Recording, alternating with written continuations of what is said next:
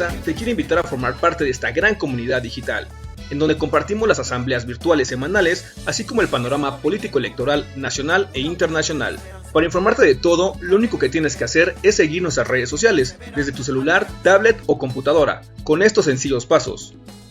Ingresa a la plataforma de YouTube y en la barra del buscador escribe René Bejarano Martínez y así de fácil encontrarás nuestro canal. Una vez ahí, solo tienes que dar clic en el botón rojo que dice suscribirse y listo, ya eres parte de esta comunidad. Y recuerda activar la campanita en la opción que dice todas para que te llegue un aviso cada vez que subamos un nuevo video. Así de fácil, juntos estaremos construyendo esperanza por el buen vivir.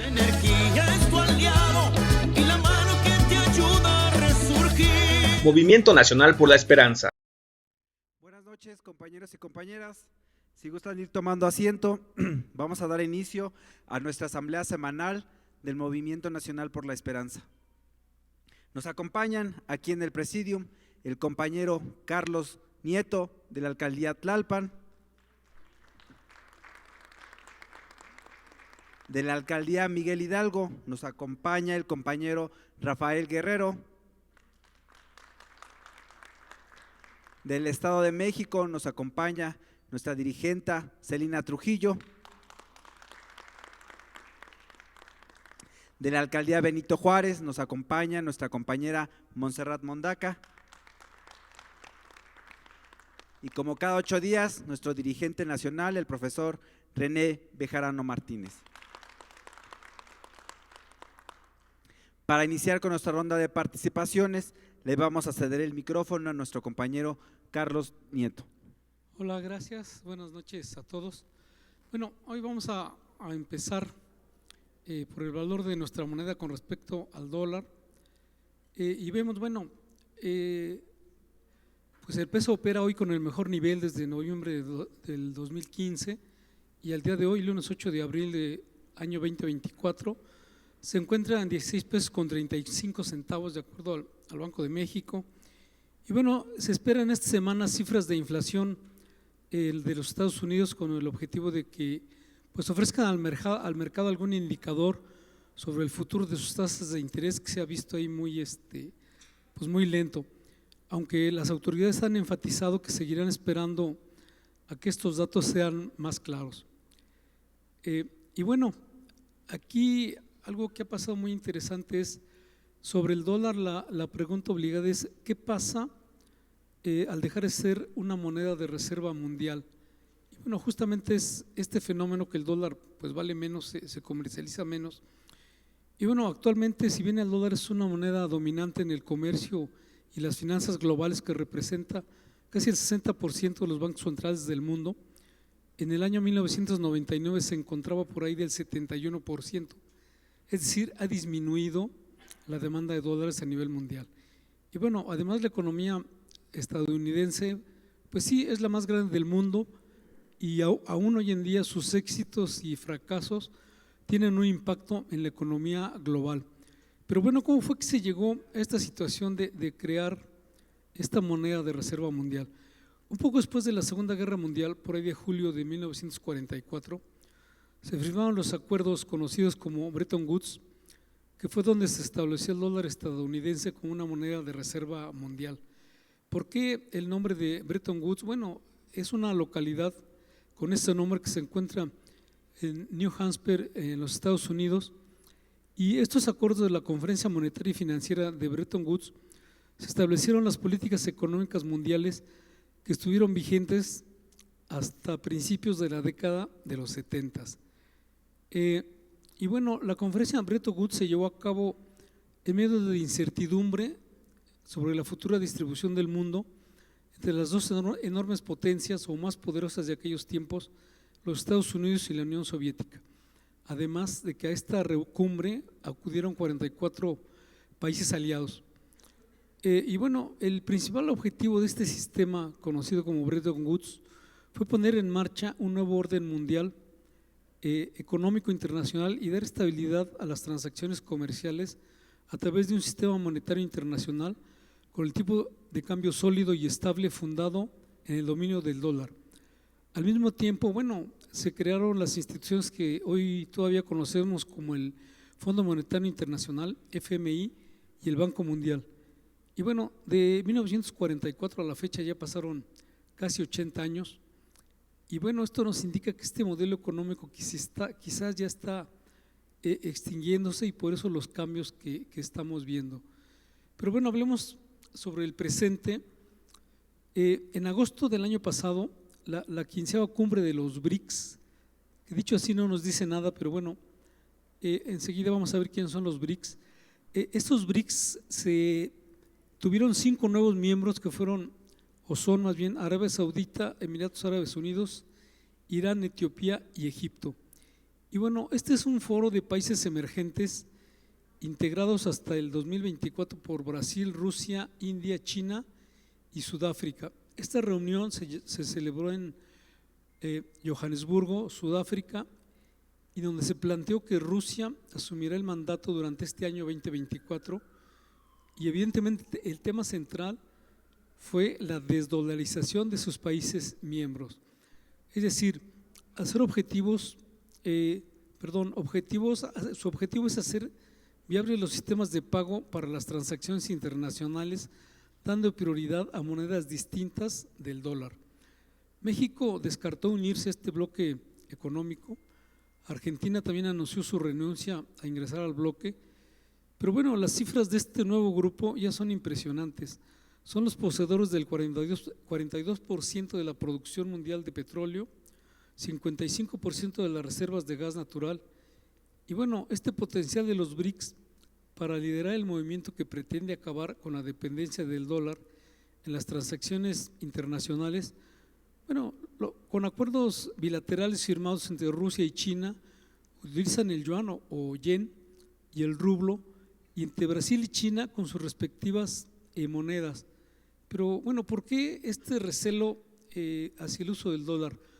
Uno de los principales promotores de esta desdolarización es el presidente brasileño, Luiz Inácio Lula da Silva, que está reaccionando ante el dólar que está llevando al mundo a una inestabilidad permanente y a un mecanismo de control imperialista de las economías mundiales. Citó casos como la recesión provocada por la crisis de 2008, cuando la burbuja inmobiliaria estadounidense afectó a todo el mundo. Y bueno, entre 1999 y 2019, el 96% de las transacciones internacionales se realizaban en dólares. Un escenario que ha cambiado radicalmente, sobre todo tras los fallidos intentos occidentales de sanciones contra países como Rusia, que ha intensificado sus relaciones con socios como el propio Brasil, así como la India y China. China, como todos sabemos, la segunda economía mundial, registra el año pasado, el año 2023, por primera vez en la historia, más comercio en yenes, el 48% total, que en dólares. Y este es precisamente el fenómeno de la desdolarización. La próxima cumbre de los líderes de los BRICS, que se encuentra prevista en la ciudad rusa de Kazán, los bancos centrales y los ministerios de economía de los miembros presentarán recomendaciones de sistemas alternativos. Es decir, pues bueno, el dólar no será pues bien recibido. Y bueno, Brasil, con la matriz energética más diversificada del mundo, pues es el único país occidental afiliado aquí a los BRICS. Y bueno, recordemos que si bien Brasil fue el último país en América donde quedó abolida y extinta la esclavitud en 1888, actualmente en Brasil la principal fuente de generación de energía hidroeléctrica representa el 64% de la capacidad instalada del país, seguida de las energías termoeléctricas como gas natural o carbón mineral, combustibles fósiles, biomasa y combustible nuclear con un 22%. Las empresas generadoras producen energía, las encargadas de la transmisión la transportan desde el punto de generación hasta los centros de consumo, donde las distribuidoras las llevan hasta el consumidor final. Y bueno, en el sector eléctrico brasileño tiene un modelo de funcionamiento muy diferente al del resto del mundo. Este modelo de distribución adoptado es centralizado y el operador nacional del sistema, ONS, es responsable de determinar los niveles de generación de las centrales con el fin de optimizar los recursos y minimizar los costos, así como de gestionar las instalaciones de transmisiones como líneas, subestaciones y demás equipos. Y bueno, perdón, Brasil es con S, por ahí está con Z, una disculpa. Y bueno, el sistema eléctrico brasileño permite este intercambio de la energía producida en todas las regiones, situados principalmente en la región norte de ese país. Y bueno, el transporte de la energía es posible gracias al sistema interconectado nacional, conocido por sus siglas SIN, que es una gran red de transmisión de más de 100,000 kilómetros de extensión. Y bueno, en el país existe un enorme potencial energético, especialmente en lo que respecta a las fuentes renovables, lo que implica constantes innovaciones, tecnologías y reglamentaciones. Hasta aquí el comentario, muchas gracias. Muchas gracias, compañero Carlos Nieto, por esta información. Y ahora, para una serie de invitaciones, le cedemos el micrófono a nuestro compañero Rafael Guerrero. Hola, compañeras, compañeros, buena noche. Del equipo de Educación MNE, queremos enviarles una cordial invitación. En este momento se están impartiendo talleres para las alcaldías, para sus equipos y a todos los equipos nacionales que nos siguen a través de las transmisiones en vivo. Tenemos abiertos los talleres de promoción del voto, así como el de defensa del voto para RCs y RGs y movilizadores del voto, en un taller que se armó con todo el equipo de Educación MNE, que se llama Taller de Proceso Electoral Integral. Entonces estamos abiertos para que cualquier alcaldía o cualquier estado que así lo solicite, que sus equipos estén participando en la elección de su municipio, de su estado o de su alcaldía y requieran un taller para especializar a sus equipos en estos temas, que aunque sabemos que ustedes ya tienen una experiencia vasta en tema de elecciones, siempre es necesario reforzar el conocimiento en estos temas. Posteriormente vamos a continuar con los talleres y el catálogo que tenemos, que son los de identidad MNE, identidad ideológica, así como talleres para legisladores, talleres para administración pública y un sinfín de talleres que aparecen en el catálogo de la página de Facebook de Casa Esperanza, donde la pueden consultar. Nada más ahí en Facebook ponen Casa Esperanza y ahí va a aparecer toda la información sobre Educación MNE. Entonces, cualquier información que se requiera, ahí aparecen los números.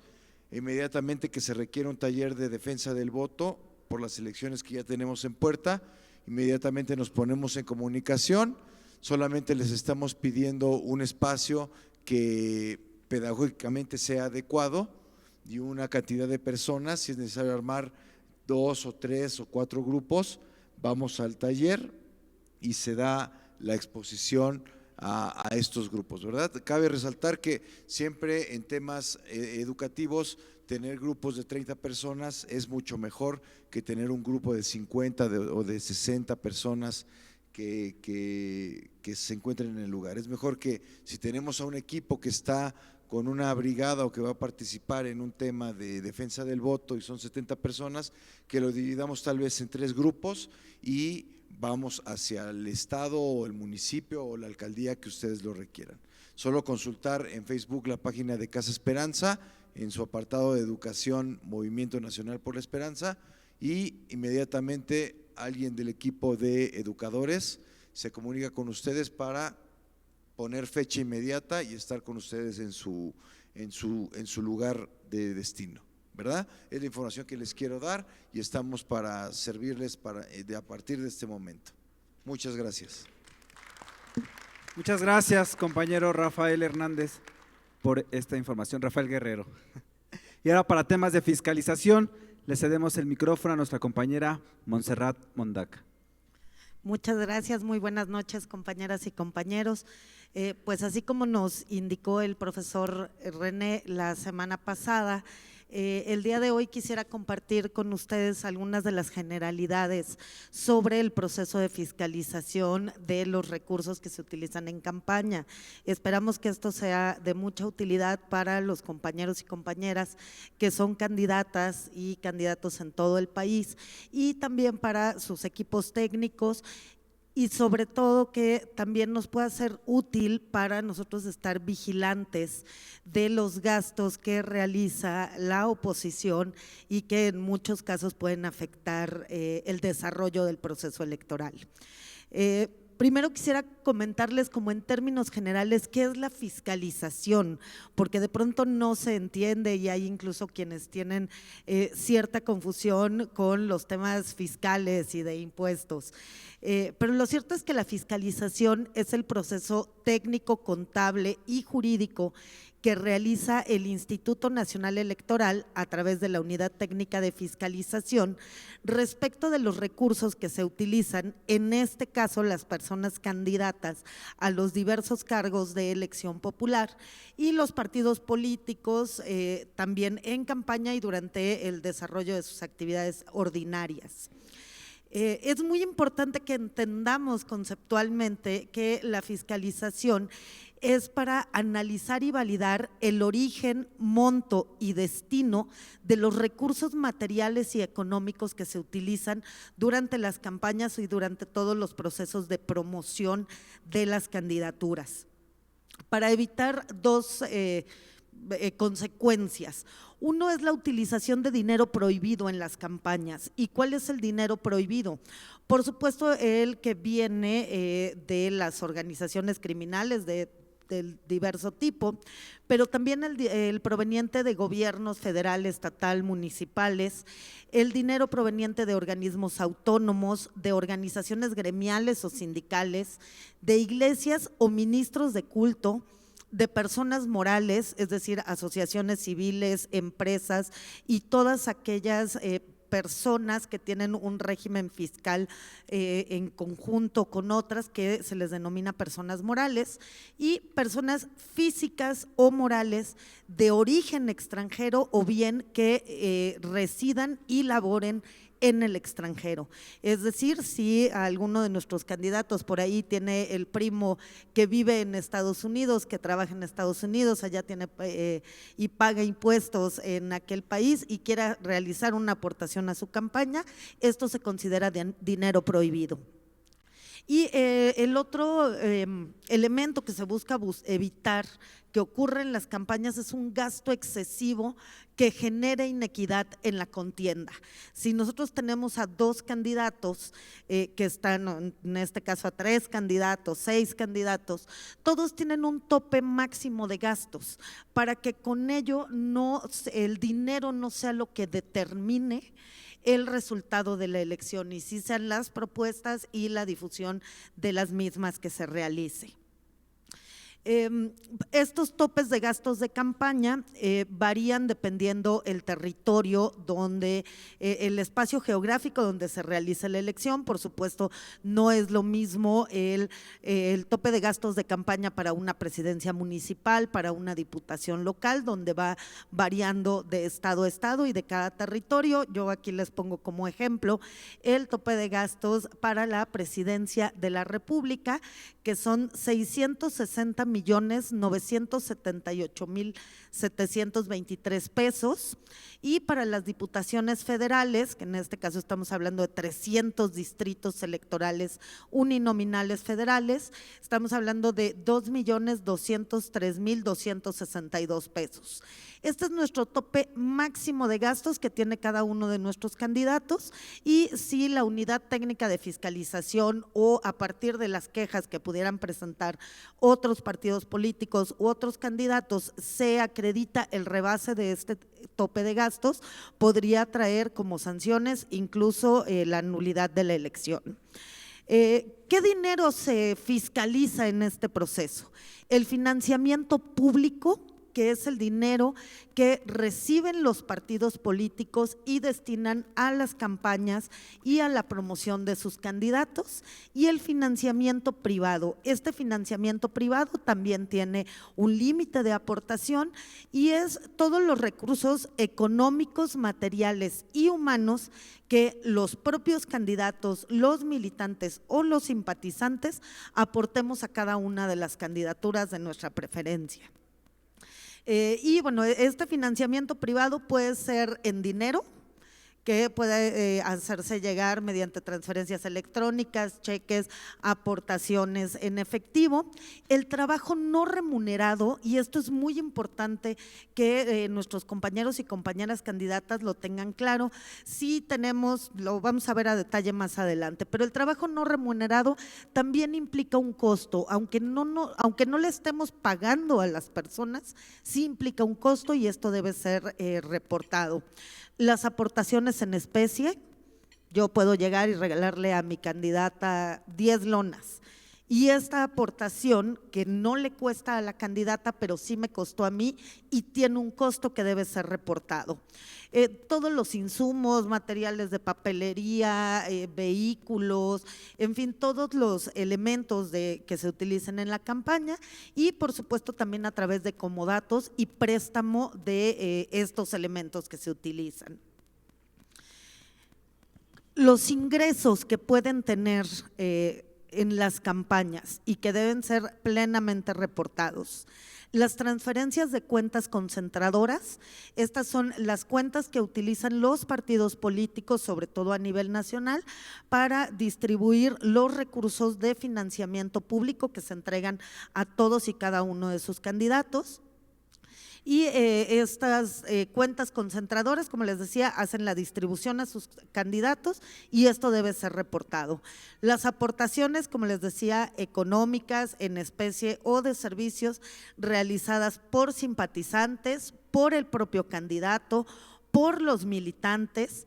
También el financiamiento público puede ser otorgado a los candidatos y candidatas mediante propaganda, elementos utilitarios, el pago de la estructura electoral, de promotores de la campaña. Entonces, este financiamiento público se puede dar a través de las transferencias de las cuentas concentradoras o bien en insumos materiales. Y los rendimientos financieros, fondos y fideicomisos que generalmente los candidatos, como es muy breve el plazo de las campañas, en este caso estamos hablando que las campañas más largas es la presidencial, diputaciones federales y senadurías, estamos hablando de 3 meses, pues aunque tienen cuentas bancarias mancomunadas con el partido, difícilmente se obtienen rendimientos financieros de estas cuentas, por eso es que usualmente no se obtienen estos ingresos. ¿Qué egresos debemos reportar? Y esto, insisto, es muy, muy importante. Estos son los rubros generales que maneja el Instituto Nacional Electoral, que es la propaganda, volantes, carteles, tarjetas de presentación, trípticos, microperforados y todos los elementos que se utilicen para la promoción de la imagen, el nombre y el partido político o la coalición de nuestros candidatos. La propaganda en vía pública. Estas lonas, bardas, espectaculares, mamparas, parabuses, vallas, autobuses de estos que forran de los candidatos, los perifoneos también se considera propaganda en vía pública y esto tiene un rubro específico donde debe ser reportado. En estos casos, tanto de propaganda como de propaganda en vía pública, sabemos que muchas veces nuestros familiares, nuestros amigos, nuestros compañeros llegan y nos dicen, oye, ya te mandé a hacer 1000 volantes, aquí están. Pues esos 1000 volantes que nos mandó a hacer nuestro mejor amigo de la primaria, tenemos que reportarlo como una aportación de nuestro amigo de la primaria a nuestra campaña, porque esos 1000 volantes, si bien nosotros como candidatos quizás no realizamos el gasto, sí es necesario que se reporten porque a nuestro amigo de la secundaria sí le generaron un costo y sobre todo influyen en la ciudadanía para la determinación de su voto. Por eso es que todos estos elementos se deben reportar. Las redes sociales y la propaganda en internet. Esto es bien importante porque además el INE ha venido endureciendo los criterios y aquí hay gastos que de pronto parecen ocultos, como es el manejo de las redes sociales, porque lo cierto es que la prioridad de nuestras compañeras y compañeros candidatos, pues no es estar pegados del Facebook contestando mensajes y mandando saludos y publicando sus propias fotografías. Entonces, generalmente hay alguien que les apoya en el manejo de redes sociales y puede ser el hijo, el sobrino o algún compañero siempre son los más jóvenes de las campañas a los que agarramos para redes sociales porque son los que mejor les saben. Sin embargo, esto genera un costo. Y aunque sea una aportación de trabajo voluntario de nuestra familia, de nuestros amigos o de nuestro equipo de campaña y que no nos están cobrando, sí implica un costo y esto se debe reportar, el manejo de redes sociales. Y dentro de este manejo de redes sociales debemos considerar la edición de fotografías, audios y videos, que es lo mismo, parece que no tiene un costo y decimos, pues es que yo estoy grabando el video con mi celular y lo estoy editando con un programita que bajé gratuito de internet y con eso le puse la pleca a la fotografía y le puse música y le puse elementos que no generaron ningún costo.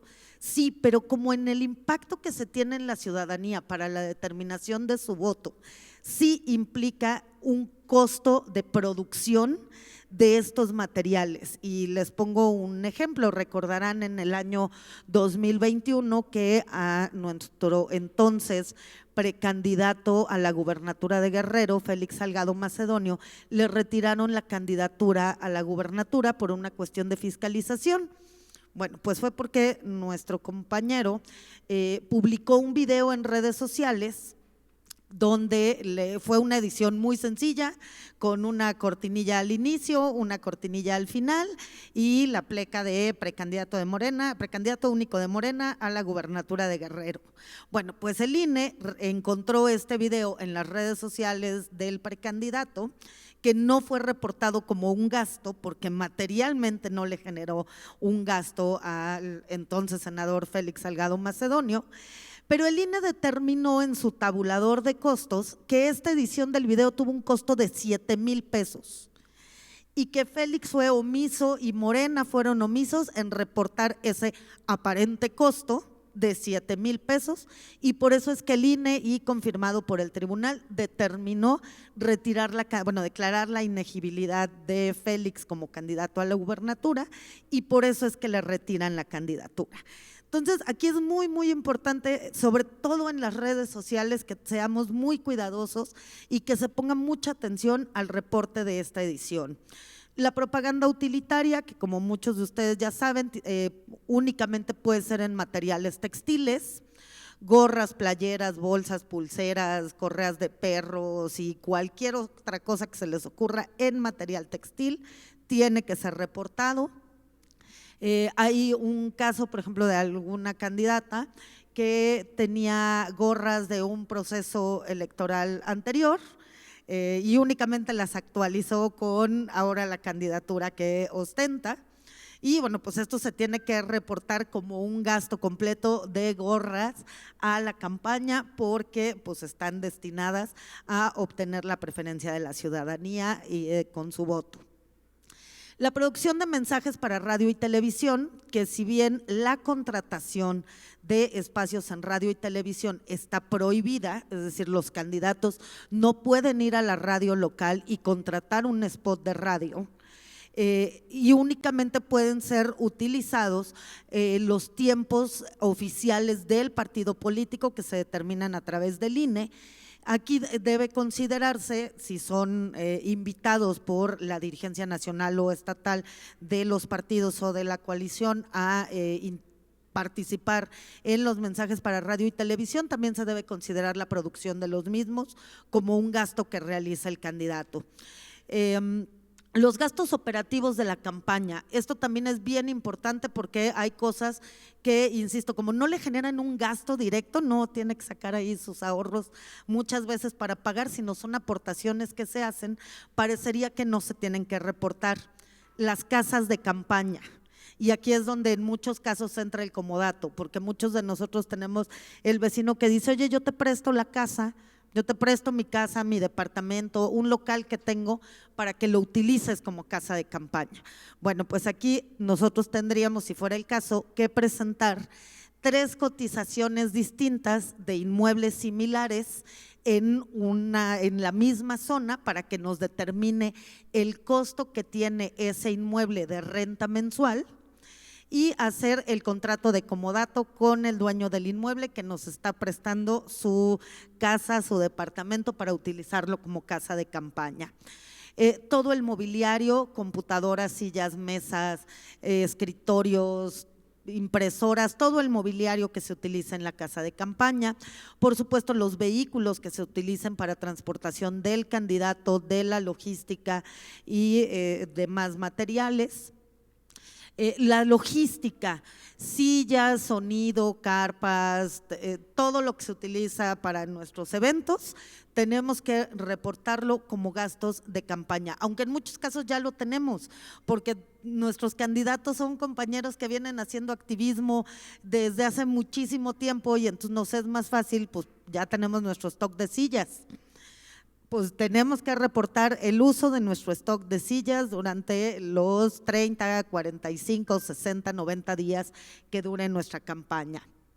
Los servicios profesionales, como les decía hace un rato, el manejo de redes sociales, en caso de que se tenga necesidad de contratar a un contador, a un fotógrafo profesional para nuestras fotos de campaña y salir muy guapos. Todos estos servicios profesionales implican un costo, aunque sea donado el trabajo, tiene un costo y se debe reportar como tal. Por supuesto también el personal operativo, es decir, quienes nos ayudan a manejar nuestra brigada de promoción del voto, quienes ayudan a colgar lonas, todos estos compañeros que despliegan su labor dentro de las campañas debe ser reportado. Aquí, particularmente para este apartado del personal operativo, puede ser sí, trabajo no remunerado, puede ser trabajo no pagado y no implica un costo, pero sí debemos, y nuestros compañeros que nos apoyan en estas actividades, pues firmar su formatito de que están apoyando de manera gratuita para repartir propaganda, para colgar lonas, para manejar, para montar sillas, lo que estén apoyando en nuestra campaña. La estructura electoral también tiene un costo en caso de que el partido político determine pagarla. La estructura también tiene un costo. Por supuesto, los alimentos, si de pronto nuestro candidato organiza un desayuno, ¿no? Entonces pues hay que considerar que el costo total del desayuno con la renta del salón, los alimentos y demás tiene un costo. Si es pagado tiene que hacerse mediante factura con un proveedor registrado ante el INE y ahorita les cuento más detalles de eso, pero todo tiene que ser reportado y en muchos casos, sobre todo para nuestros compañeras y compañeros que nos ven del interior de la República, los viáticos. Sabemos, por ejemplo, que hay distritos electorales federales en el interior que geográficamente tienen una extensión enorme, que en recorrer un distrito nos podemos llevar 3, 4 horas en llegar de un punto a otro de nuestro propio distrito. Entonces, en estos casos donde nuestro candidato tiene que desplazarse y se tienen que pagar casetas, gasolinas, hospedaje, alimentación del candidato, esto también tiene que ser reportado a fiscalización. Los egresos financieros, los gastos financieros, que aquí esencialmente tiene que ver con el uso de cuentas bancarias, emisión de cheques y este tipo de cosas.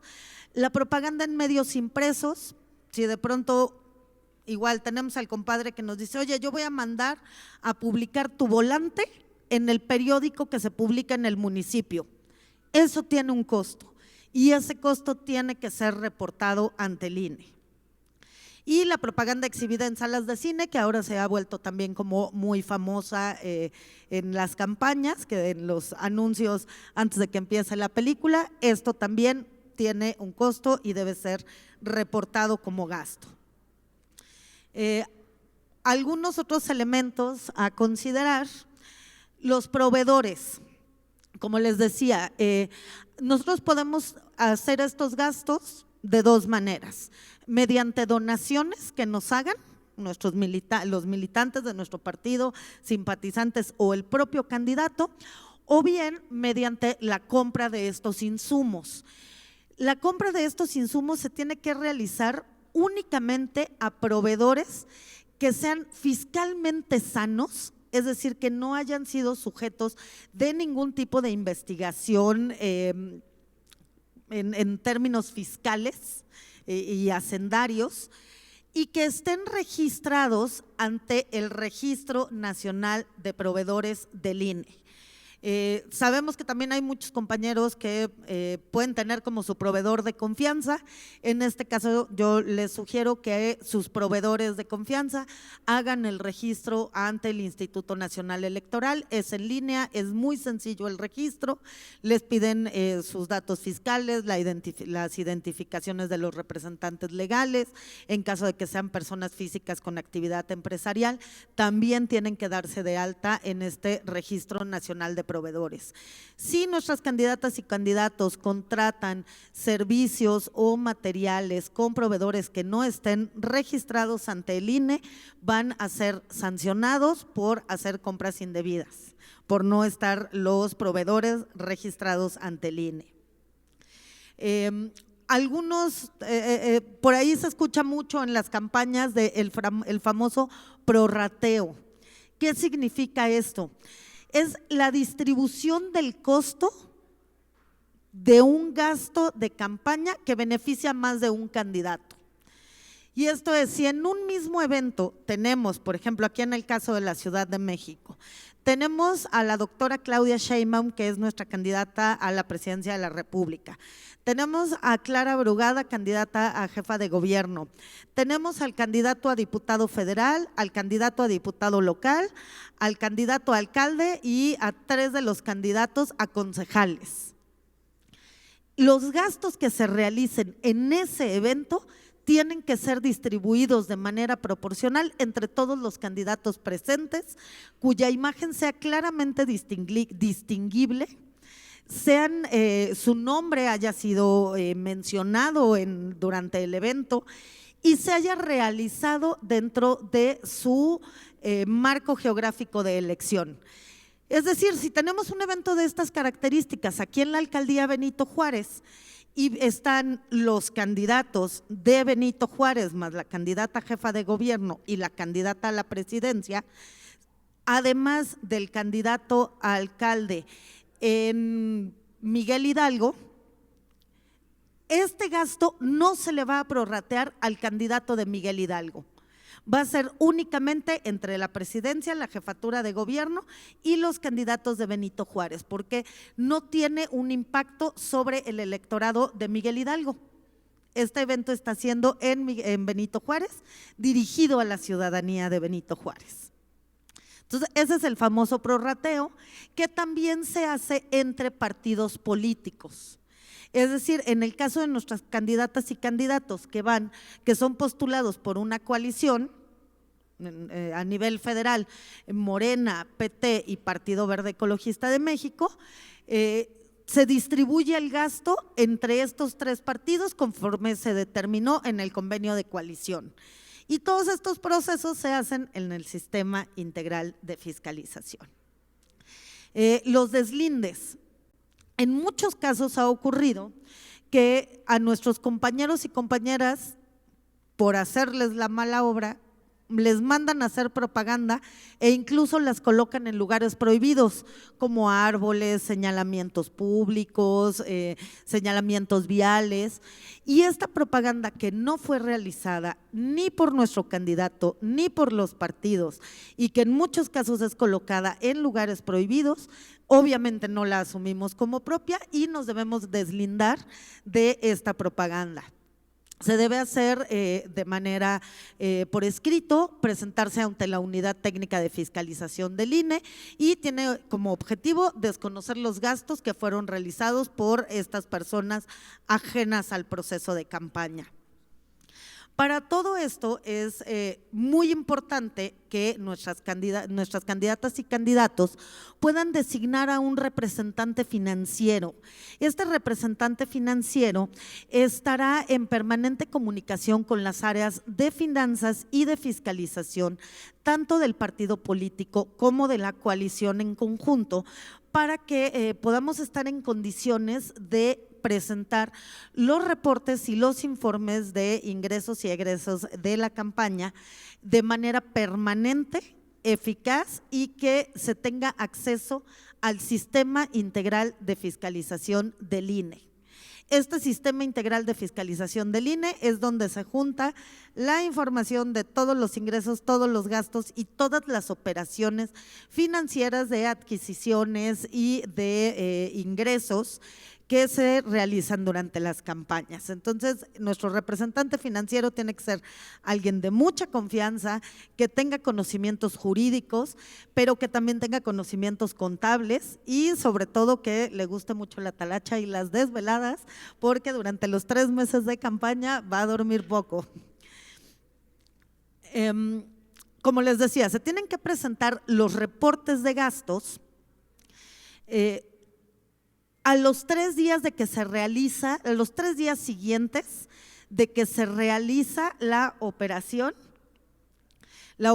financiera o bien que se emite la factura correspondiente. Se presentan informes mensuales.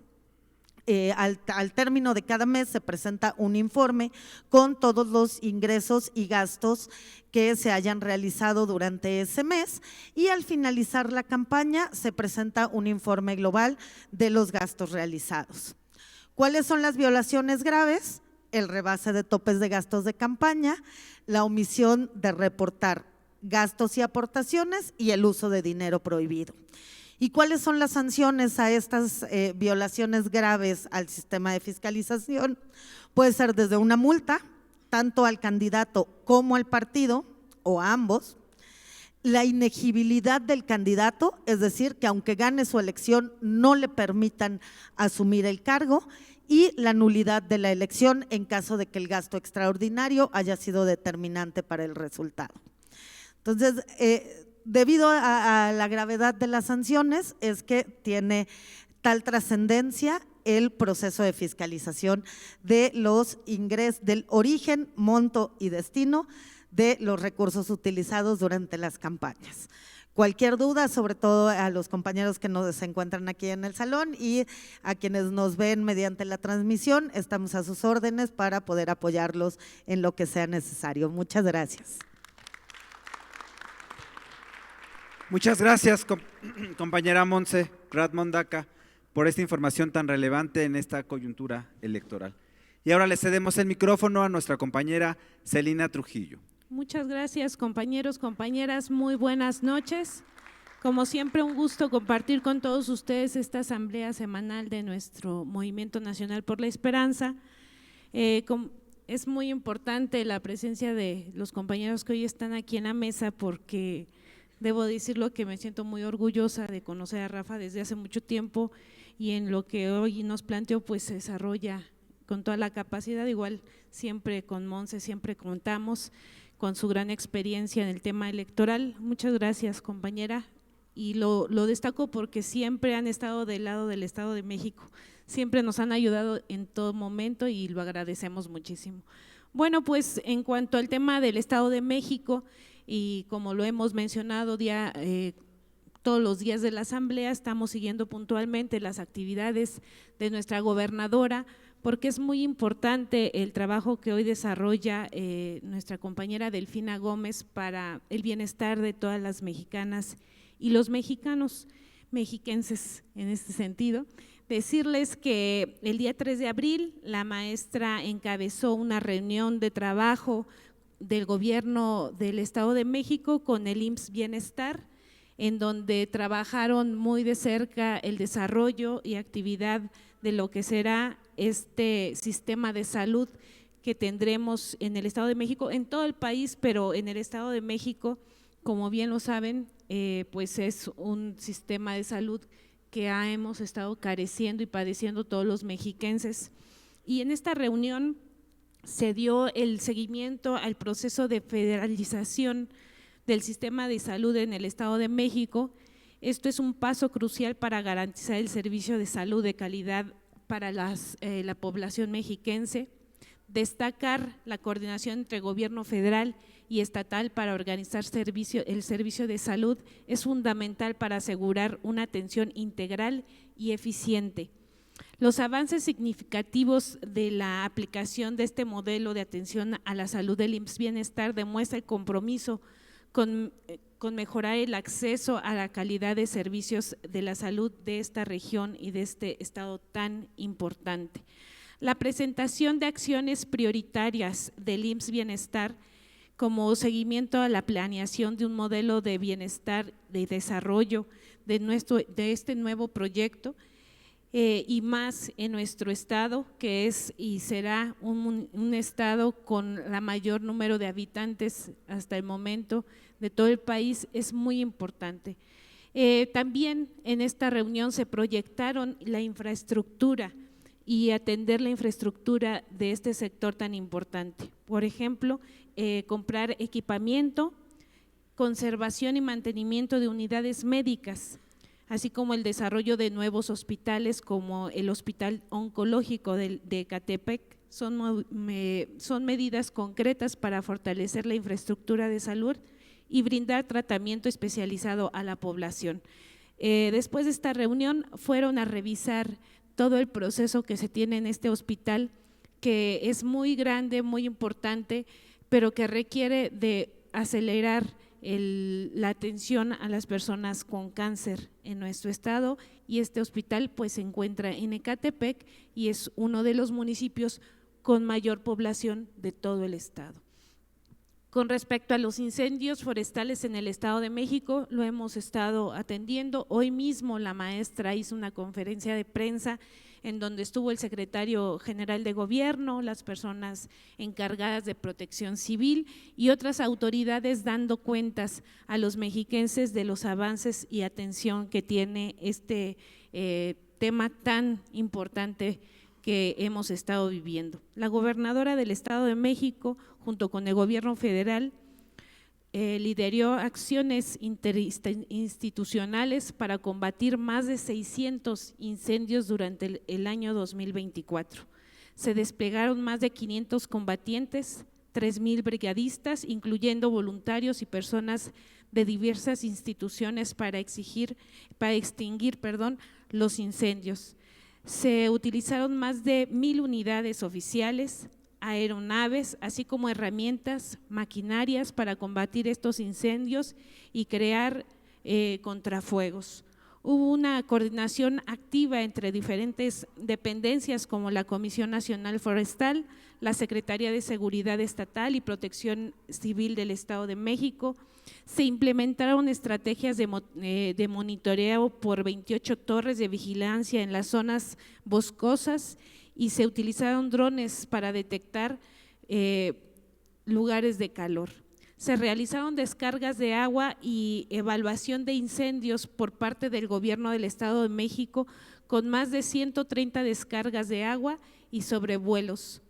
La CONAFOR cuenta con una fuerza de esta tarea con más de 30,000 combatientes y se coordinó con diversas entidades, incluyendo universidades, para prevenir incendios.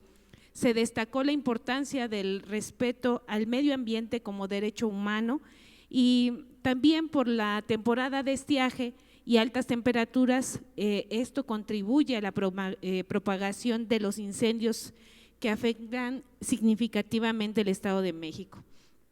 Se llevaron a cabo acciones de protección a la ciudadanía con más de 600 eventos para resguardar a la población expuesta y trasladarlos a los afectados a los hospitales.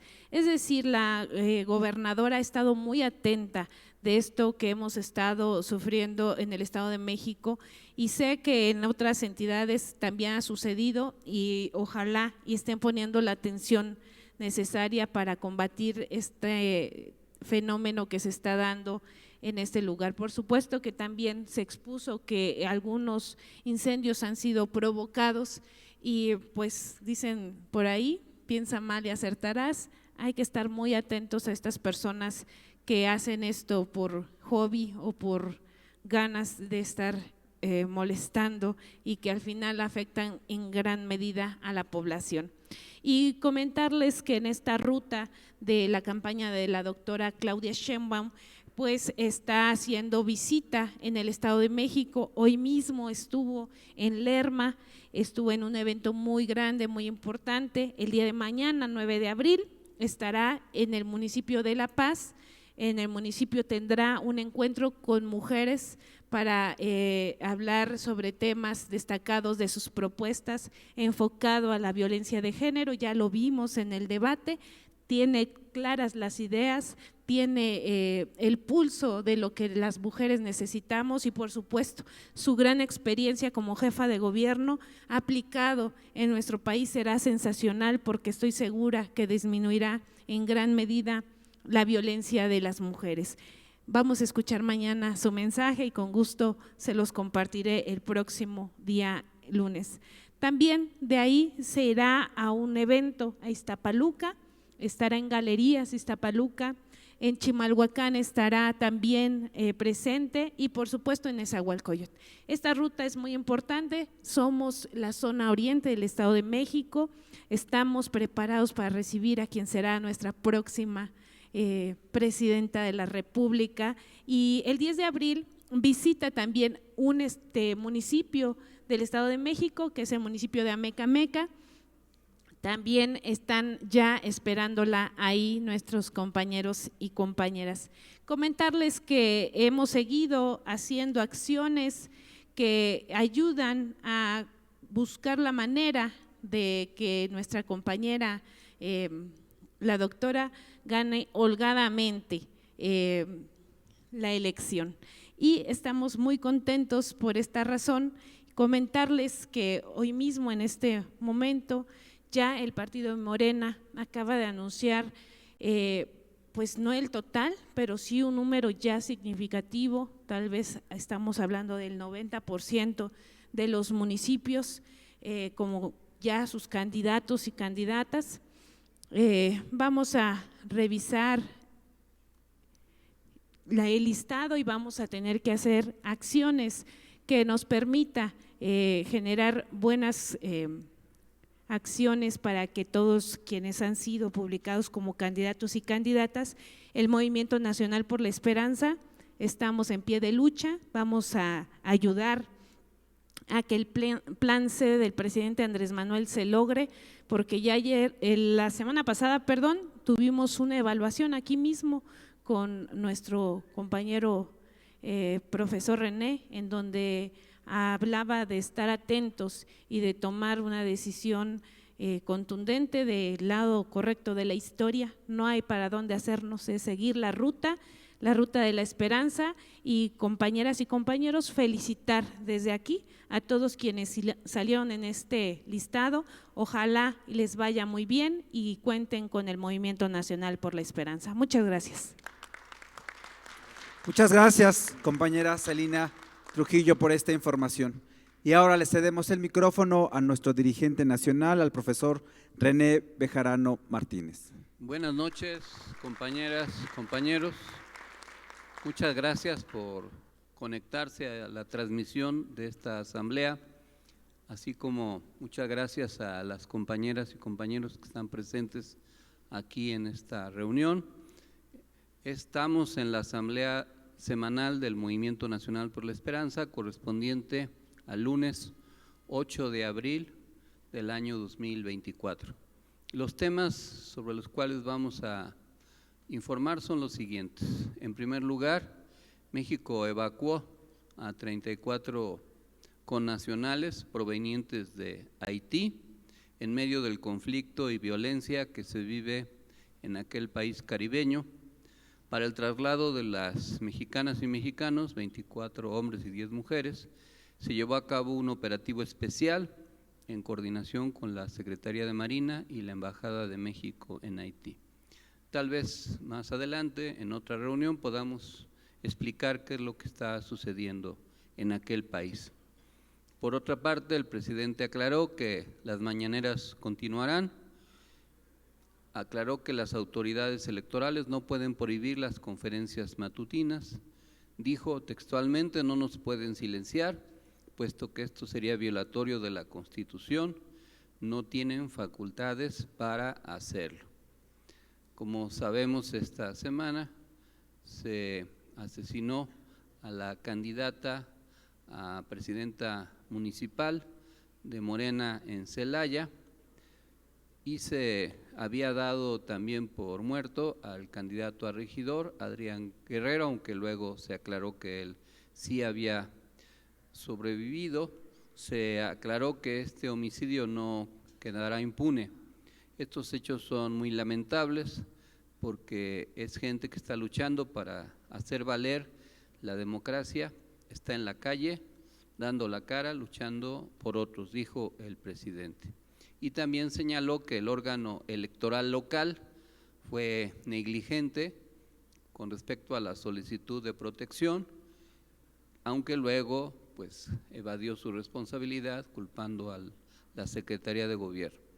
En Guanajuato, como sabemos, hay un fiscal que lleva en el cargo 14 años y que no ha logrado en su desempeño pues disminuir los índices delictivos, muy por el contrario, se ha descompuesto todavía más la situación en aquella entidad. Y por eso no deja de ser francamente irresponsable y además temerario la declaración del gobernador panista de aquella entidad, Diego Sinue, en el sentido de que se investiga una supuesta línea de investigación en donde uno posible móvil del crimen es la lucha interna que hay o hubo en Morena. Sin mayor prueba ni nada, se quiso criminalizar a la víctima y además generar un ambiente de inquietud entre las filas de Morena. Esto pues es algo irresponsable, y más irresponsable fue que el periódico Reforma le dio tal credibilidad a esta declaración que la publicó en primera plana, como si se tratara de un hecho consumado, sin que a la fecha haya pruebas de ninguna especie y solamente puras especulaciones. Pero llama la atención que pudiera construirse, ya ven cómo son a veces algunas autoridades judiciales, una versión interesada en dañar políticamente a Morena y a sus candidatas y candidatos y autoeximir de responsabilidad a las autoridades locales que no han sido capaces de esclarecer este crimen ni otros similares que se han cometido en aquella entidad. Habrá que estar atentos a este asunto, a su evolución. En este contexto, la Secretaría de Seguridad y Protección Ciudadana informó que hasta la fecha cuenta con 108 solicitudes de protección de candidatas y candidatos federales, que ya 86 se han atendido, 10 declinado y 2 están en análisis de riesgo. En el actual proceso electoral hay cerca de 70,000 candidatos. El titular del Ejecutivo aseguró que la Federación brindará protección a los candidatos en las entidades que no puedan hacerlo. Lo mejor sería que todas las autoridades ayudáramos en eso, de los 3 niveles de gobierno, sentenció. Y quiero comentar en este sentido que le mandamos un abrazo solidario a un compañero, Mario Franco Barbosa, candidato en el municipio Ajalpan, en el estado de Puebla, quien, aunque es candidato de otro partido, diferente a Morena, pues es nuestro amigo. Y más allá de su definición de otra candidatura, en este caso del PRD, pues no nos gustó que haya sido atacado a balazos él y su esposa, aunque hasta la fecha él aunque herido, sobrevivió y está fuera de peligro. Sin embargo, pues no deja de preocupar que en México la violencia contra líderes políticos y sociales, y en este caso contra candidatas y candidatos, pues sea un método para inclinar en favor de determinado perfil el resultado electoral. Sabemos que hay lugares en donde se han amenazado a casi todos los candidatos y por eso se ha empezado a discutir si en algún municipio en donde solo hay un candidato, porque todos los demás declinen, pues se decide anular la elección, porque a veces los poderes fácticos inhiben a cualquier otra persona que no les agrade para imponer sus intereses. En fin, estaremos atentos a este tema. También en esta semana, entre el 19 de marzo y el 1 de abril, el Gobierno de México aseguró 12 laboratorios clandestinos, lo que evitó la producción de más de 32.43 toneladas de metanfetaminas que tendrían en el mercado de drogas un valor superior a los 9.771 millones de pesos. En otro tema, de acuerdo con el reporte mundial de la felicidad mundial, México ocupa el segundo lugar de los países de América Latina y el 25 entre 143 naciones, subió 11 lugares con respecto al 2022, en tanto una encuesta de la OCDE sobre la confianza en el gobierno coloca a México en la segunda posición de América Latina, aumentó 12% respecto al 2008. ¿A qué me refiero? A la estimación del grado de felicidad en que viven las personas en determinado país. Pues nosotros les sugerimos tratar de ser felices lo más posible. Amaos las unas a los otros a las unas a las otras, los otros a los unos, y el que quiera amarse como quiera para que sea feliz. En ¿Quiénes quieren las mentiras? Se dijo que es falso que un avión se haya atascado en el AIFA. El video difundido corresponde a un aeropuerto de Colombia. Les comento porque este tipo de noticias son las que luego se difunden más y que son noticias falsas. En una ponencia que presenté el pasado viernes en San Luis Potosí, alerté sobre este tema, les mandé esa ponencia a los chats acerca de qué hacer con respecto a la campaña negra que está en curso rumbo a las elecciones del 2024. Ojalá le puedan revisar para pues estar informados. Y uno de los temas justo siempre, pero en particular en las campañas, son las noticias falsas que circulan muy profusamente en las redes sociales. Otra noticia falsa es que la Unión Europea no califica al gobierno de México como populista. También se dijo que es falso que haya una invasión de diplomáticos rusos en México. Hay 85 diplomáticos de Rusia, 82 de China y 722 de Estados Unidos. Todavía no hay un censo de cuántos diplomáticos extraterrestres hay, pero cuando se haga, pues seguramente se informará.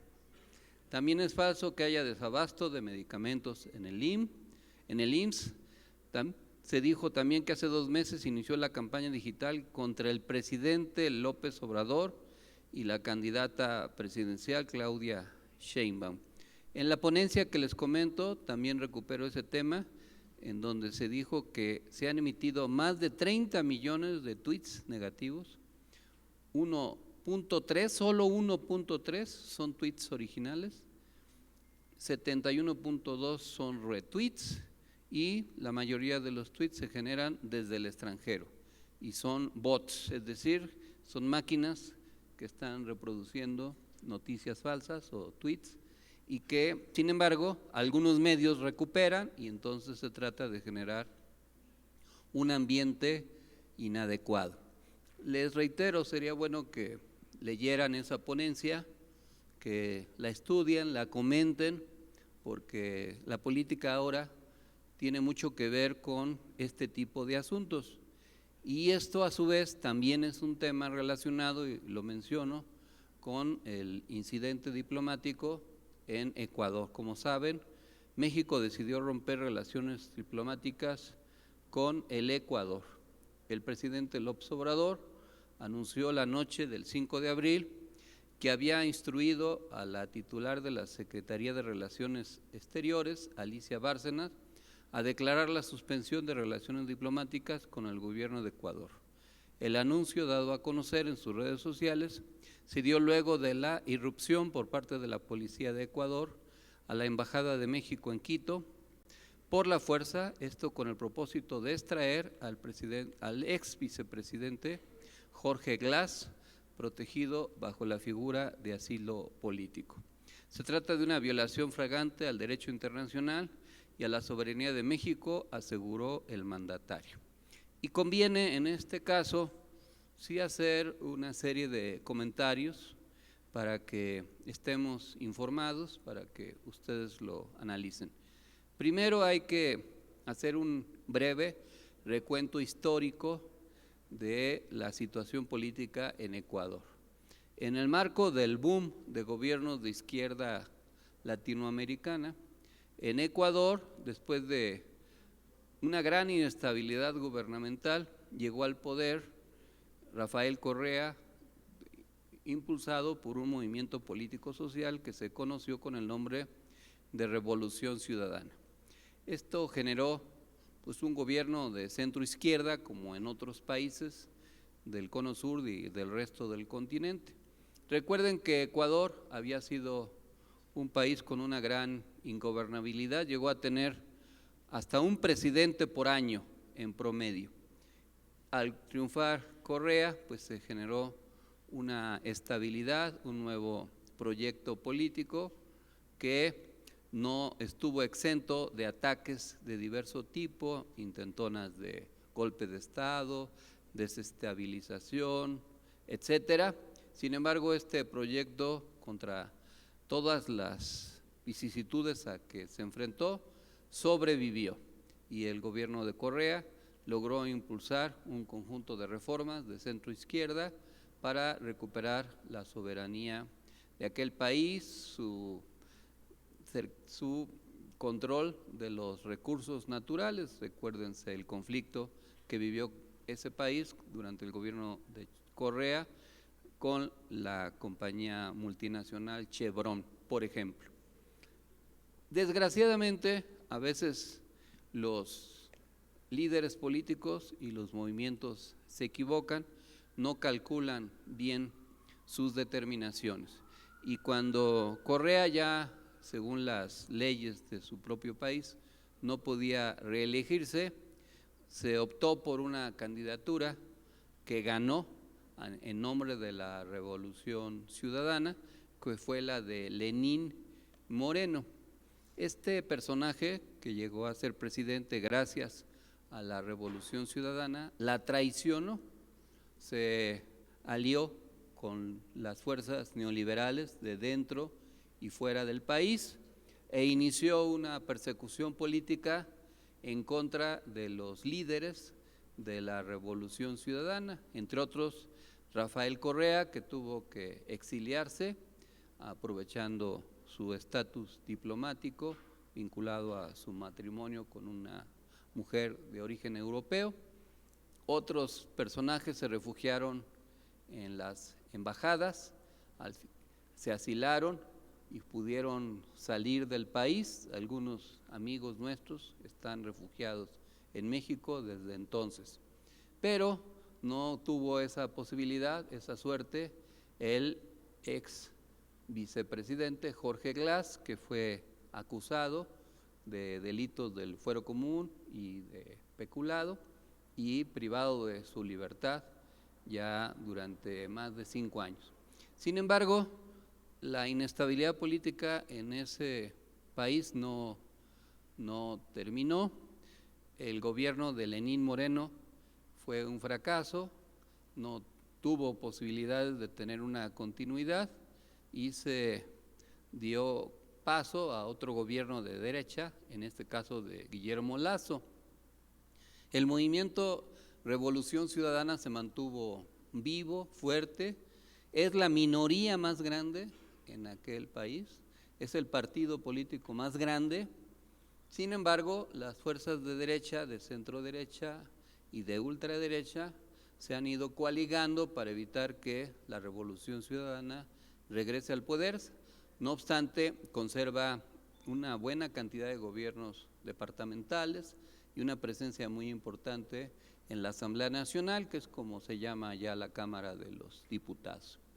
Guillermo Lasso tuvo que dejar el poder por acusaciones de diversas malversaciones e ilícitos cometidos y acudió a una figura en Ecuador que es adelantar, en los hechos es adelantar las elecciones, y con eso evitó su deposición y se adelantaron las elecciones. El movimiento Revolución Ciudadana postuló a una mujer muy talentosa, Luisa González, y los diversos partidos de derechas o moderados postularon diversos candidatos y candidatas, entre otros el hijo de Álvaro Noboa, quien había sido durante mucho tiempo alcalde de la ciudad costeña de Guayaquil, el empresario David Noboa. Durante el proceso electoral iba ganando Luisa González claramente y podía haber ganado en primera vuelta. Hay que recordar que en Ecuador hay la figura de primera y segunda vuelta. Para ganar en primera vuelta se requiere que se cumplan dos requisitos: sacar más del 40% de los votos y que la diferencia entre el primero y el segundo lugar sea de 10 o más puntos. Es decir, que si hay una candidata o candidato que obtenga 41% y el segundo lugar tiene 30, ya son más de 10, la diferencia queda ya y no hay segunda vuelta. Pero si estos dos requisitos no se cumplen, entonces se hace una segunda vuelta en donde solo compiten las dos candidaturas que queden en primero y segundo lugar. ¿Qué sucedió en Ecuador? En Ecuador sucedió que iba con una gran ventaja Luisa González. Tenía todas las posibilidades de ganar en primera vuelta. Pero ¿qué se urdió? Y esto, disculpen la propaganda, lo recupero en la ponencia que les acabo de comentar. Ojalá la puedan leer. Si hoy en la noche no tienen sueño, la pueden empezar a leer y yo creo que a la primera página ya les da sueño y ya se duermen, y a la mañana pues ya la siguen leyendo, ya que estén más despiertos. Pero ya en serio, ¿qué sucedió en Ecuador? Pues hubo un magnicidio, hubo un asesinato de un candidato que no tenía mayores posibilidades de ganar, Fernando Arévalo creo se llamaba, no recuerdo bien el nombre, sí creo que se llamaba así. Y ese candidato, para que lo pudieran ubicar, era como un Loret de Mola acá, un periodista metido a la política que había venido atacando insistentemente a Rafael Correa.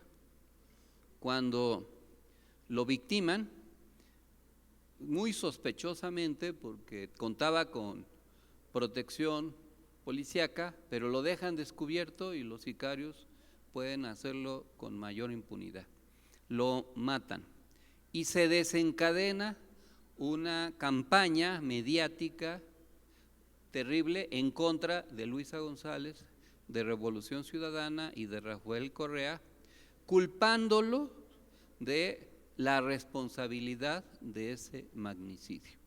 Eso pues yo lo equiparo con lo que se intentó hacer en México cuando se atacó a Ciro Gómez Leiva, que por fortuna los sicarios no calcularon que ese periodista se transportaba en una camioneta blindada y fallaron en su intento. Pero vale la pena analizar qué hubiera sucedido si hubieran cumplido su cometido. Pues igual se hubiera hecho una gran campaña y entre que se aclaraba quién lo había matado, si fuera el caso, pues hubieran culpado ¿a quién? Al presidente, a López Obrador.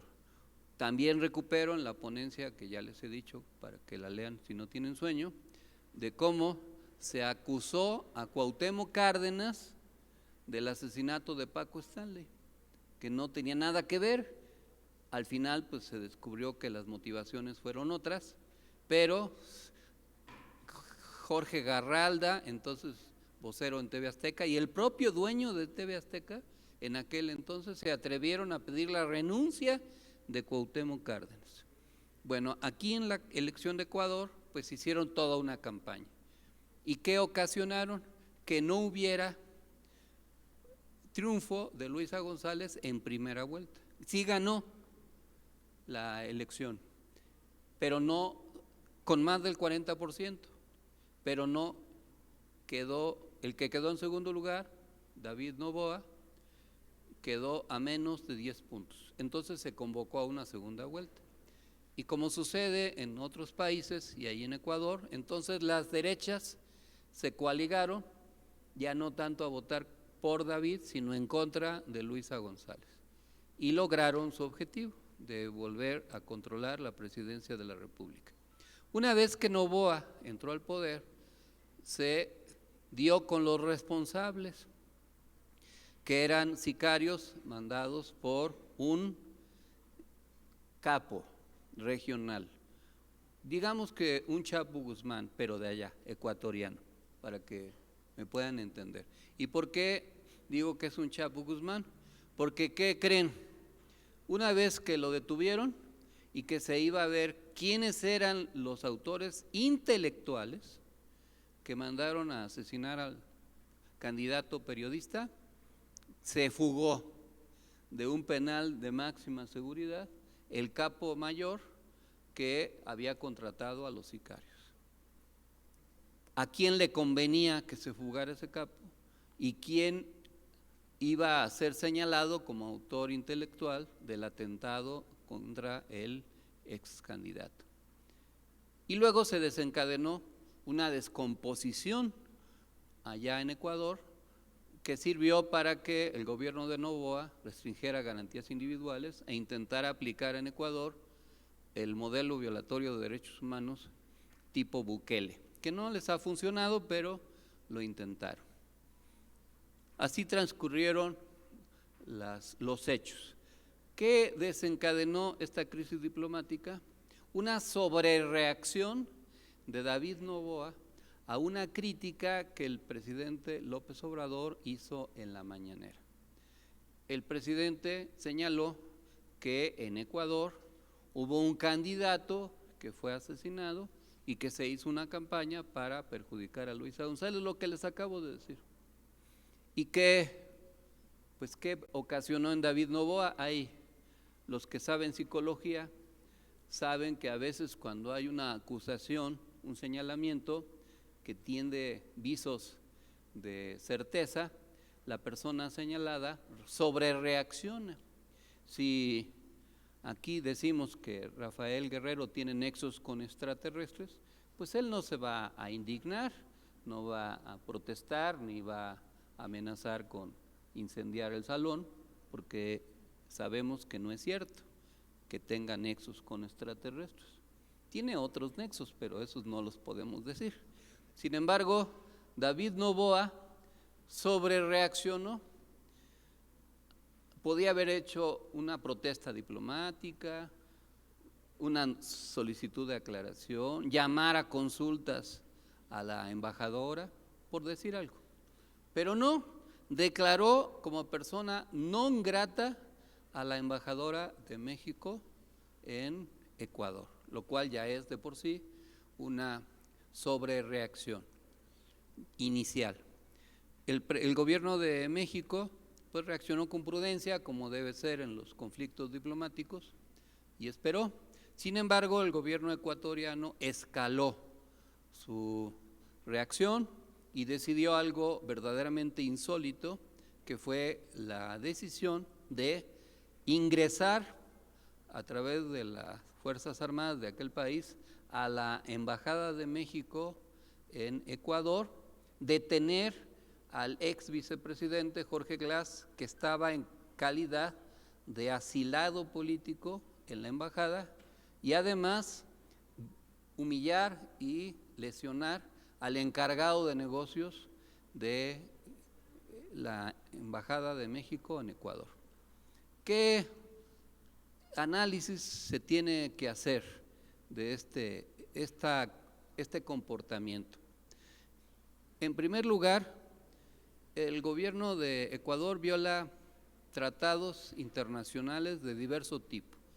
Ya se ha dicho, la Convención de Viena en 1961, sus diversos artículos, otra convención, otro tratado firmado en Caracas, que señala que las sedes diplomáticas del país receptor, del país X en otro país, son inviolables, lo mismo que el personal diplomático y la correspondencia y las instalaciones, que un Estado no puede someterse a otro Estado, porque la embajada es soberanía del Estado al donde pertenece la embajada. Esto es algo que forma parte de los lineamientos en el mundo y se aplica aún en situaciones de guerra, ya no digamos en un conflicto determinado. Y hay muchos antecedentes de diverso tipo y tiene que ver con preservar los derechos y la vida de los perseguidos políticos.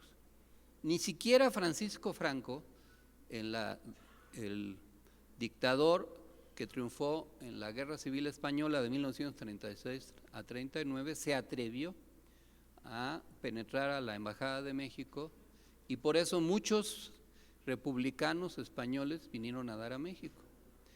Tampoco lo hizo Pinochet. Cuando Gonzalo Martínez Corbalá era embajador de México en Chile, refugió a muchos chilenos y les otorgaron el salvoconducto y vinieron a dar a México en condición de refugiados o asilados políticos. Y se puede decir también de Argentina durante el gobierno dictatorial de Videla, y hay otros ejemplos. En el propio Ecuador, hace algunos años también, varios ecuatorianos que están en México se refugiaron en la embajada y adquirieron el estatus de asilados. Es absurdo que el gobierno de Ecuador diga que se trate de un delincuente perseguido por delitos del fuero común, porque los gobiernos que persiguen a disidentes políticos pues los criminalizan y los pueden acusar de lo que sea. En la época del PRI había un delito que se llamaba de disolución social y todo aquel disidente era acusado de disolución social. Así metieron a la cárcel a Demetrio Vallejo, a Valentín Campa, a Otón Salazar y a muchos, a José Revueltas. Así metieron a la cárcel a muchos líderes del 68, ese era el delito, disoluto social. Todo aquel que está inconforme, pues es disoluto y entonces es susceptible de ser encarcelado. Eso decía el artículo 245 y 245 bis del antiguo Código Penal del Distrito Federal y del país, porque antes no había un código penal para la Ciudad de México, sino era el mismo para nivel federal. Por eso el asilo lo califica el país que da el asilo. Pues sí, porque si el asilo lo califica el país que persigue a los que están buscando salvar su vida, pues nunca los van a asilar. ¿Quién analiza el asilo? El país que lo da, y analiza todas las pruebas, el agravante, y hay un periodo, porque si el que se introduce en una embajada es un criminal, pues entonces sí se puede entregar. El país le niega el asilo y entonces se permite que lo detengan. Pero se analiza. Si Ecuador no aceptó o no aceptaba la decisión del gobierno de México, en lugar de penetrar violentamente, violando los tratados internacionales, debió haber ido o acudido a la Corte Penal Internacional para reclamar que México estaba violando los tratados internacionales. Y la Corte pudo haber emitido una resolución, justo lo que México acaba de hacer. México acaba de acudir a la Corte Penal Internacional acusando al gobierno de Ecuador de haber violentado su soberanía, pero no hizo eso. Para evadir su propia responsabilidad, lo detuvo, poniendo en riesgo su propia integridad. ¿Qué se analiza en un asunto de ese tipo? Si el gobierno que persigue a un presunto delincuente lo hizo realmente bien, si se cumplieron las normas, si se respetaron sus derechos humanos, si no hay una resolución de carácter político para detener a alguien. Eso no se hizo y se actuó indebidamente por parte del gobierno de David Noboa. ¿Qué consecuencias tuvo? No hay un solo país que haya avalado la actuación del gobierno ecuatoriano, ni uno.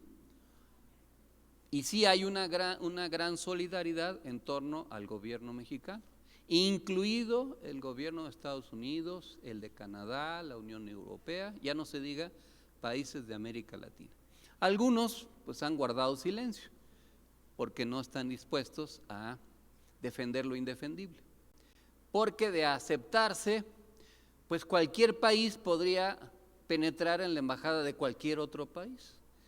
Y eso que acaban de hacer los israelíes con respecto a la embajada de Irán, pues se podría volver carta de naturalidad y se rompería el precario orden internacional. El gobierno de David Noboa pues se aisló y se autoperjudicó al interior del país, porque ahora los ministros encargados de esta operación están citados en la Asamblea Nacional, tendrán que rendir cuentas. Hay una gran solidaridad, incluso en México, aunque al principio hubo algunos voceros de las fuerzas conservadoras que empezaron a criticar al presidente, que porque hizo señalamientos, etcétera. Al final, pues todos los partidos respaldaron al gobierno mexicano.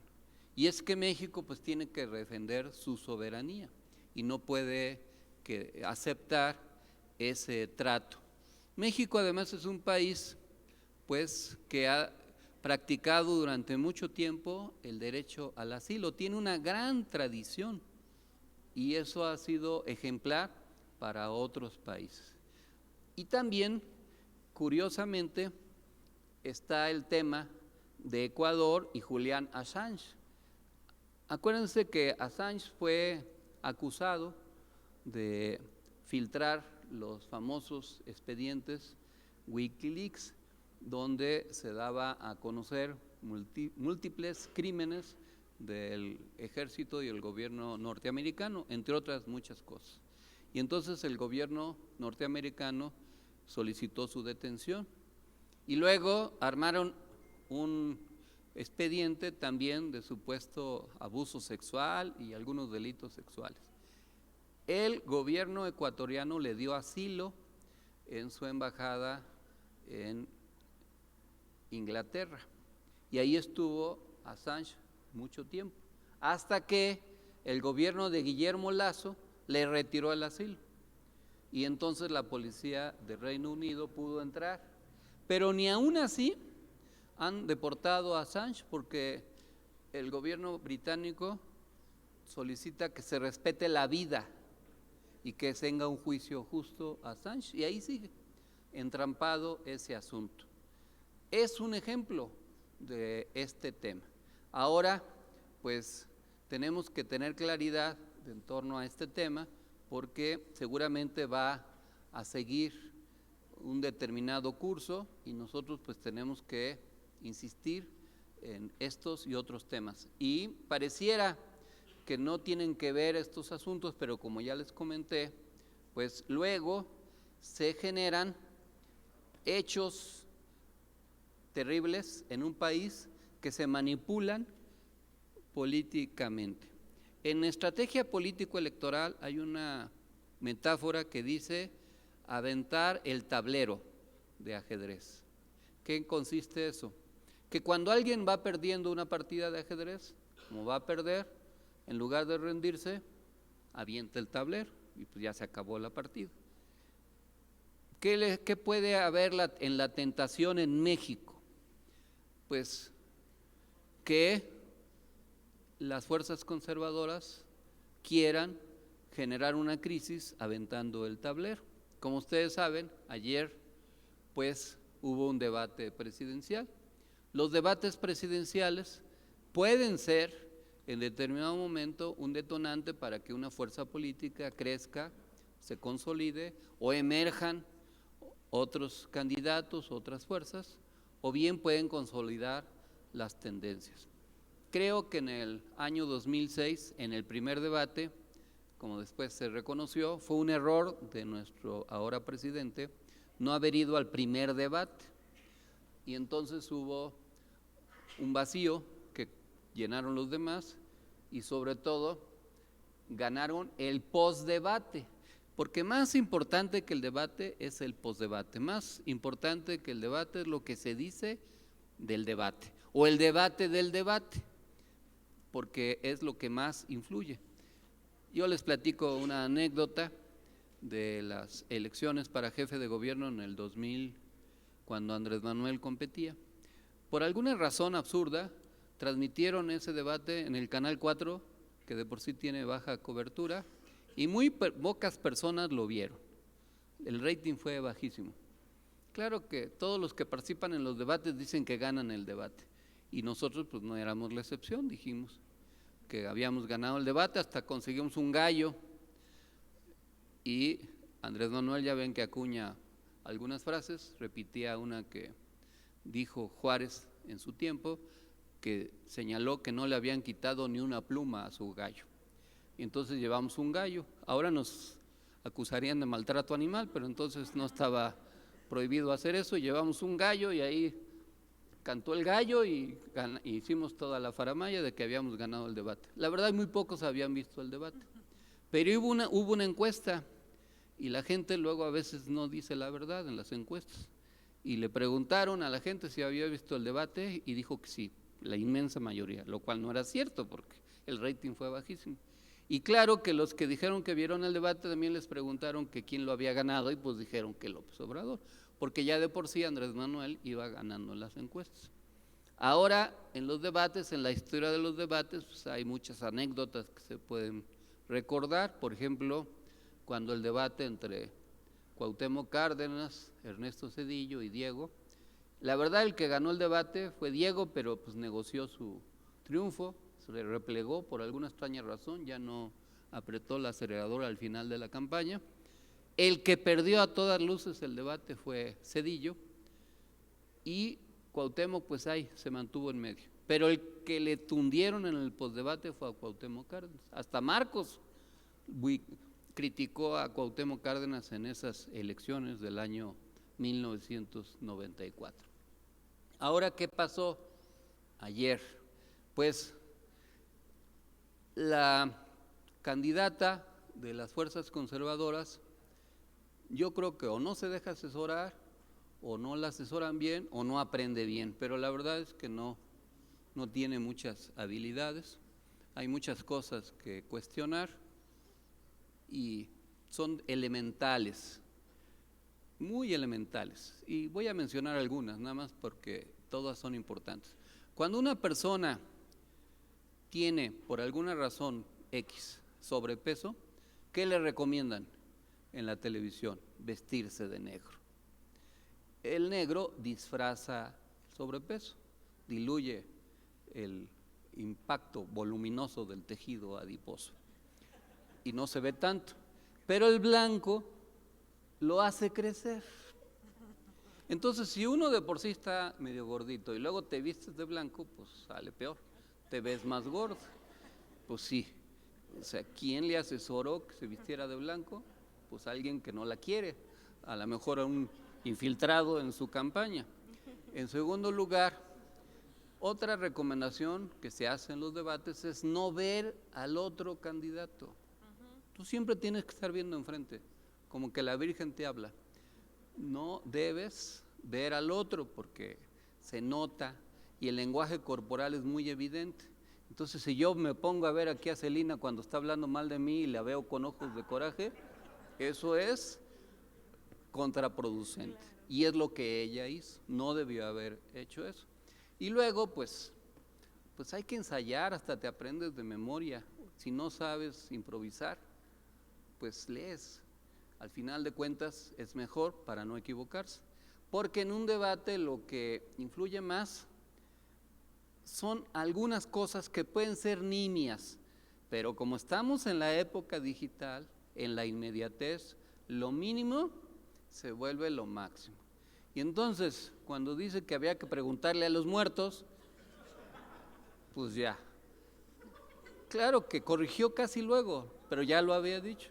Pero uno sabe que es dueño de su silencio y rehén de sus palabras. Ya lo dijo, y entonces, púmbale, la ouija. Vamos a ir a la ouija a preguntarle a los muertos. Y eso es lo que influye. Otras muchas anécdotas.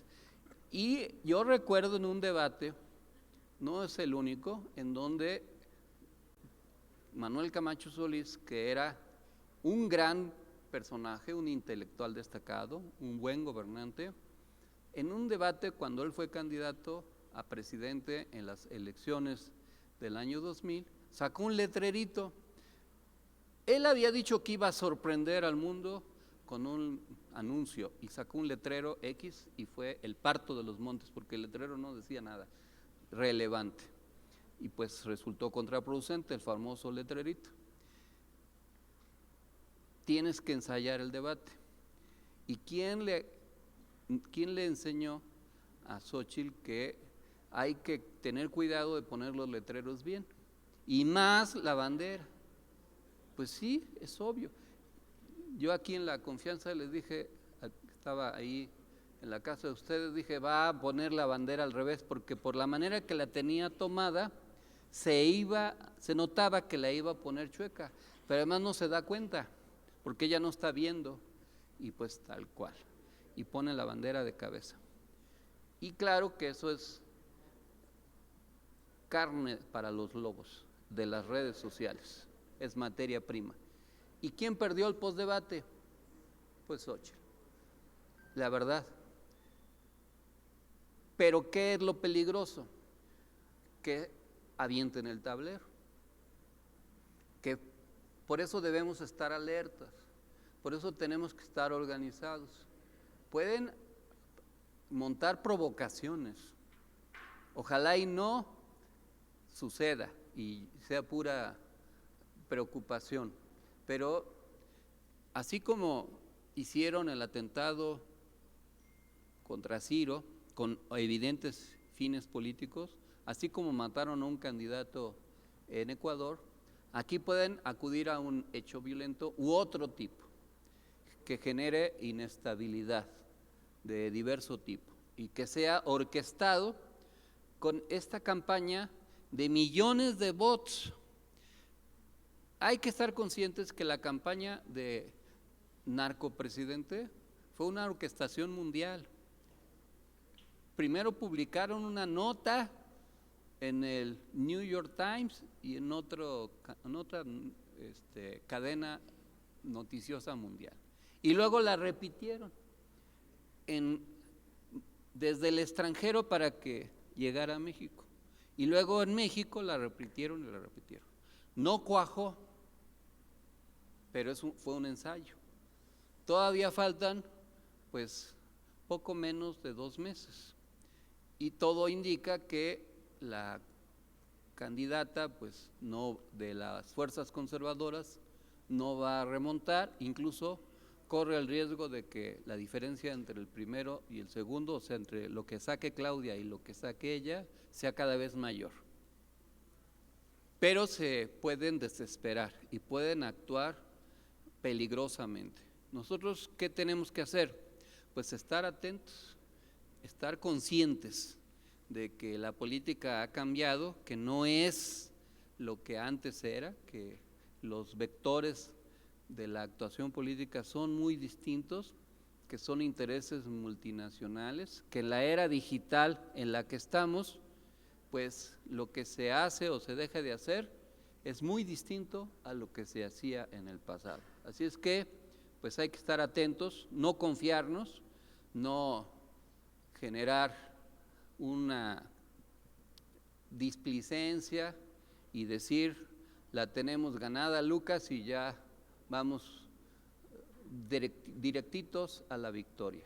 Hay un viejo refrán que dice que en la política no hay sorpresas, sino sorprendidos. Y para que no nos sorprendan, pues hay que estar muy atentos a lo que pueda suceder y también muy bien organizados. Les informo que esta ponencia la presentamos allá en San Luis Potosí, que fue una reunión muy importante allá en un municipio que se llama Soledad de Graciano Sánchez. Voy a estar el próximo sábado en Tabaco, como dicen, para que me critique igual Xóchitl Gálvez, que hablo igual que el peje. Pero ya en serio, vamos a hacer una asamblea allá con un grupo nuevo de un compañero magisterial. Vamos a aprovechar para citar a los demás líderes. Y estoy tratando de escribir, creo que sí la voy a terminar, una ponencia sobre lo que significa la polarización y la definición de opción política entre los dos grandes polos en que se está dividiendo el país, entre las fuerzas progresistas, democráticas y de izquierda y las fuerzas conservadoras. Se está dividiendo así el país en dos grandes opciones. Pero en el frente nuestro, como es obvio, hay un realineamiento, hay un complejo proceso de recomposición entre actores políticos y sociales. Y una buena parte de los que antes eran nuestros adversarios, ahora son nuestros aliados. En política, el aliado de hoy puede ser el adversario de mañana y viceversa. No, las cosas no se mantienen estables, pero hay un proceso y tenemos que entenderlo para poder actuar. Habemos militantes que hemos sido de izquierda toda la vida. Yo no escribo con la izquierda porque nací diestro, pero siempre he sido de izquierda. Sin embargo, hay un proceso en donde muchas personas que antes no eran de izquierda se convirtieron o están en las filas de la izquierda. Y ahí hay de todo, desde gente sincera que realmente abrazó los ideales de la izquierda y es congruente, y hay personas que, como es lógico en la actividad política, pues es lo que más le conviene. Pero también hay pragmatismos de diverso tipo. A veces pues se cometen errores, excesos, y se incorpora a verdaderos alacranes que no tardan en sacar su aguijón para tratar de inocular su veneno, como Lili Telles o Germán Martínez Cáceres. Pero son riesgos que hay que correr en el marco de la competencia y de la correlación de fuerzas. Y Tabasco pues es emblemático en ese sentido. Ahí en Tabasco, como en muchas entidades del país, hay una gran cantidad de militantes que desde el principio del Frente Democrático Nacional se incorporaron al movimiento. Pero como ha venido sucediendo, pues ese proceso fue en 1988. Han pasado ya más de 30 años. Y en esos 30 años pues se han ido sumando muchos actores que incluso en el pasado reciente no estaban con nosotros. ¿Cómo viene sucediendo en el resto del país? ¿Cómo entender ese proceso? ¿Cómo caracterizarlo adecuadamente? Y sobre todo, ¿qué hacer al respecto en lo que a línea política se refiere? El pasado no significa destino. Hay gente que pertenecía a un credo, en religión sucede mucho, los críticos de la ortodoxia escolástica, entre otros Erasmo de Rotterdam, pues fue un converso sin dejar de ser cristiano y acuñó las ideas del protestantismo y fue uno de los pilares básicos del Renacimiento. No puede negarse esa conversión. Hay otros conversos que más bien son oportunistas y que son conversos de ocasión y que varía su compromiso dependiendo de cómo se muevan los vientos, hacia dónde soplen los vientos. Pero pues, hay que tener claridad. Ahora, lo importante más allá del destino personal es el destino del proyecto. Eso es lo que realmente importa, más allá de quienes lo encabezan. Y eso es lo que hay que cuidar. Y para eso hay que tener solidez en la formación política e ideológica, no dejar de tener mente crítica y tratar de actuar lo mejor posible. En la política hay personas que a veces se equivocan al tener una determinada apreciación de la realidad. Miguel de Unamuno, un famoso filósofo, escritor de la generación de 1898 español, cuando se inició el golpe de Franco en contra de la República, simpatizó, incluso lo apoyó inicialmente. Acuérdense que ese conflicto pues, fue 1934-1936. Luego corrigió y un 12 de octubre, allá en la Universidad de Salamanca, en donde él era rector, un personaje de la intelectualidad española reconocido en el mundo, autor de muchas obras memorables como El resentimiento de la vida y otros muchos escritos, La niebla y otros más, pues era el rector y el 12 de octubre pues se celebraba como parte de la supuesta hispanidad. Él siempre había sido crítico con respecto a esa celebración que rememoraba la llegada de los españoles a América. Y en esa inauguración, un intelectual oportunista se puso a alabar al fascismo y al español, a criticar a los vascos y a los catalanes, y Unamuno, que no se guardaba silencio ante agravios de ese tipo, que no pensaba hablar ese día, improvisó alrededor de 40 palabras y señaló que no podía guardar silencio ante algo que podía ser una complicidad en ese silencio y pues señaló que no debía dividirse España, que España no era un problema entre los republicanos y los falangistas franquistas, sino que España se estaba atacando a sí misma. Y el militar que estaba ahí y la esposa de Franco, pues lo humillaron, la soldadesca presente lo increpó y lo sacaron del recinto universitario y luego lo destituyeron de rector y tiempo después, muy breve, murió como consecuencia de todo ese fenómeno. Pero alcanzó a decir, entre el último legado que se reconoce en diversas obras, es: venceréis, pero no convenceréis. Y nuestro reto es vencer y convencer, las dos cosas.